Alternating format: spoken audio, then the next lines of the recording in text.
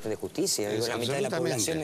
absolutamente, yo no estoy negando, pero quiero decir, historiográficamente hoy es una moda en el sentido que está muy en el candelero. No, está muy en el centro. acompaña la evolución y la participación de las mujeres en el presente, no es una moda. Eso está muy bien. Bueno, está bien. Tercer libro, de Luciano, El discurso... es un libro maravilloso. Ese es un libro de Adolfo Prieto. Adolfo Prieto no es exactamente un historiador, es un crítico literario, digamos así. Pero es un personaje que conoce mucho la historiografía, ¿no? Y escribió un libro de una de las otras corrientes, así como existe una historia de género que mencionaba recién, hay otra corriente muy importante que se llama de historia cultural, estudios culturales. Te lo arreglo ahí en un minuto, te lo arreglo. Muy bien, no, ahí está perfecto, mira. Muchas gracias. Los estudios culturales lo que trabajan es los aspectos sociales y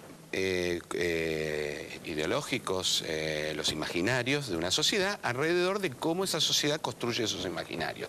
Este libro lo que postula es la importancia que el criollismo como apego a lo que supuestamente son los elementos criollos, tiene a fines del siglo XIX.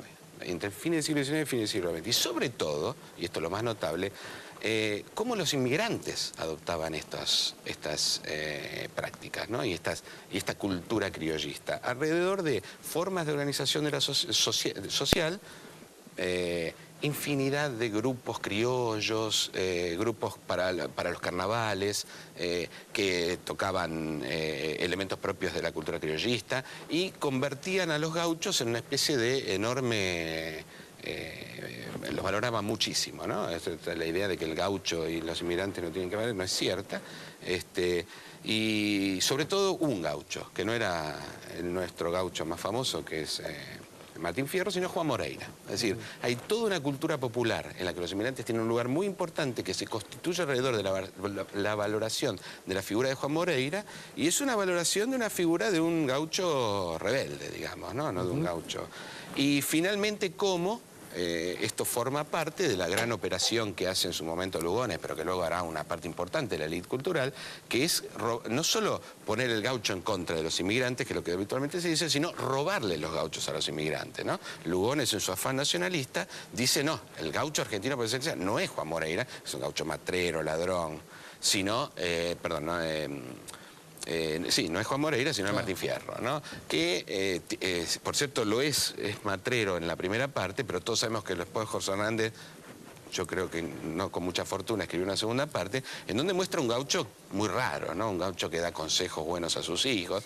Hay un famoso cuento de Borges que se llama El fin, donde él dice así no podía terminar esta historia, y en ese cuento lo que él hace es que el negro se vuelve a juntar con Martín Fierro para agarrarse a cuchillazo, ¿no? Dice que no, esto de andar dando el consejos. Discurso criollista en la formación de la Argentina moderna. Como nos hemos comido una hora, les pido a los dos que me cuenten juntos los dos libros restantes. Araceli. Bueno, Historia de la Confederación Argentina ya hablamos, este es el primero que dio origen al revisionismo histórico, escrito por Adolfo Saldías, incorporando a Rosas en la historiografía. Es del que hablaste hoy. Que había estado, digamos, y que había estado, digamos, excluido con la primera historiografía liberal. Ese libro que hoy explicabas que hace ese aporte de incorporar la figura de Rosas con esta lectura es Historia de la Confederación Argentina. Adolfo Saldías, que eso es 1883. ¿no? Correcto. Y Vida de don Juan de Rosas es de Manuel Gálvez. Este lo elegí primero porque fue el primer libro que leí de historia sin obligación, digamos. Estaba en la biblioteca familiar y yo tendría 10, 11 años y agarré este libro. Y por supuesto me produjo una gran contradicción porque no tenía nada que ver con lo que me enseñaban en la escuela, y además mi mamá, que tenía una formación peor que la mía, digo, yo estoy hablando de la década del 70, decía que me iba a hacer mal leer este libro, ¿no? Pero bueno, y además, después con los años, Manuel Gálvez, que además era un novelista, un periodista y demás, fue bastante cuestionado en su rol de historiador también, porque bueno, se le decía que no era historiador, que era novelista, que era periodista. Y sin embargo, la investigación, el estilo de investigación que tenía Gálvez, en este y en el que hace de la vida de Sarmiento, más todavía, lo sigue Sarmiento día por día. Es decir, va buscando y documentándose día por día, lo cual muestra la rigurosidad de la investigación, además de una muy buena pluma, pero aún así lo cuestionaban porque decían que no era historiador, ¿no? Gálvez es un gran escritor, igual que Saldías, ambos son grandísimos. Y por supuesto el Facundo, yo coincido plenamente con él, para mí es el libro absolutamente de cabecera. Lo que pasa No tengo tiempo, cuando decís es un gran escritor... No, Gálvez es un gran escritor. No hay ninguna ironía en eso. No es un historiador, pero no importa eso. ¿Qué tiene que ver? No tienen que ser todos historiadores. No, pero como casualmente la otra invitada acaba de citarlo como historiador y explicó por qué para eso tiene que ser a ver, historiador. en su momento es efectivamente un texto muy documentado. No disentería con ella en ese punto, yo estoy de acuerdo. Y no es un historiador. ¿Qué es otro debate? No, sin duda. No era.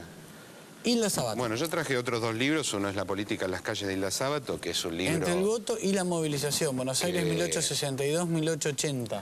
Yo creo que el principal mérito... Este libro tiene muchas hipótesis, ¿no? Pero el principal mérito es romper la idea un poco asentada de que el periodo anterior a 1912 es un periodo en que la política estaría reservada a unos pequeños cenáculos de eso que se llama oligarquía y que la sociedad prácticamente ve como un espectáculo a la política, que es un espectáculo que hacen otros. Lo que ya sabemos bastante, digamos, y este libro abrió, yo creo, el camino, es que, al contrario, la política hay una enorme participación, no electoral precisamente, pero eso es un problema nuestro, es un prejuicio nuestro de creer que la elección es la manera en que se participa de la política. Bueno, en todo caso no un prejuicio, una convicción, pero no era la convicción del siglo XIX, y lo que muestra Hilda Sábato es que la participación era muy alta, mucho más alta que lo que creemos y de muchas comparaciones que se hacen.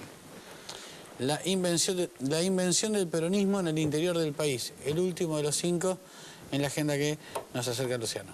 Bueno, ese libro tiene un enorme mérito, creo yo, que es que descentró el problema del peronismo de creer que... Lo sacó de la Plaza de Mayo. Lo sacó de la Plaza de Mayo y del Gran Buenos Aires, digamos, que es allí donde estaba instalado todo el tiempo, y su hipótesis central es que si bien en esos ámbitos la clase obrera, sobre todo sindicalizada, tiene una gran importancia, fuera de esos ámbitos la importancia es mucho menor y que la relación que el peronismo construye en varias provincias con los partidos políticos tradicionales, y no solo con el radicalismo, sino como el caso de Salta, queda claro, o el caso de Córdoba, con sectores muy conservadores y hasta clericales, era fundamental, absolutamente fundamental. Es decir, y eso explicaría la debilidad del laborismo, según ellos, ¿no? Es decir, romper un viejo debate, ¿no? Que dos grandes sociólogos, sí, Germani primero y luego Murvis y Portantiero, en realidad 3, habían planteado alrededor de si la clase obrera vieja, nueva, si el peronismo recibió o no a este tipo de obreros.